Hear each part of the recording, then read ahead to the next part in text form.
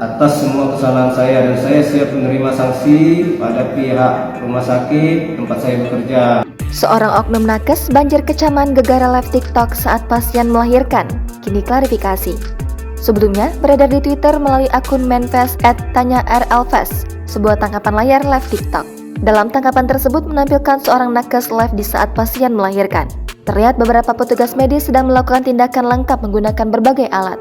Sedangkan pasien nampak terbaring lemah di atas meja operasi lengkap dengan alat bantu pernapasan. Apalagi sebanyak 4,6 ribu penonton yang menyaksikan live itu. Berbagai macam tanggapan pun muncul dari warganet terhadap hal tersebut. Padahal tenaga kesehatan bekerja di bawah sumpah jabatan terkait rahasia pasien.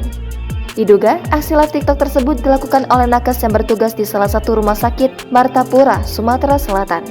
Warganet yang penasaran mulai mencari akun tersebut yang ternyata sudah mengganti username dari @satria_ menjadi satria_11. Sanksi terhadap staf rumah sakit untuk tidak bekerja sementara waktu di rumah sakit ini.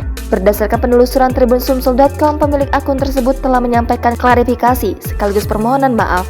Pria ini mengaku apa yang sudah dilakukannya adalah sebuah khilafan.